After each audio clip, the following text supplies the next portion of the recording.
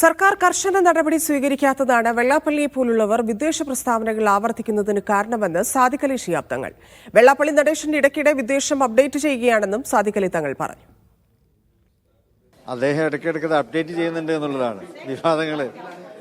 പക്ഷേ അത് കേരളത്തിൻ്റെ സാമൂഹ്യ അന്തരീക്ഷത്തോട് തന്നെ ചെയ്യുന്നൊരു വെല്ലുവിളിയാണ്. ഇവിടെ സമാധാനവും ശാന്തിയും ഐക്യവും സാഹോദര്യവും ഇത് കേരളത്തിൻ്റെ പാരമ്പര്യമാണ്. അതിനെ വളർത്തുക എന്നുള്ളതാണ് സാമുദായിക നേതാക്കൾ, കക്ഷി നേതാക്കളൊക്കെ ചെയ്യേണ്ടത്. പക്ഷേ ഇങ്ങനെയുള്ള പ്രസ്താവനകളൊക്കെ വരുമ്പോൾ അത് വലിയ തരത്തിൽ വേദന ഉണ്ടാക്കുന്ന ഒന്നാണ്.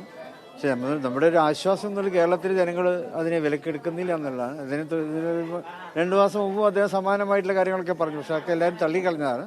ഇതും അങ്ങനെ തന്നെ വരെയുള്ളൂ.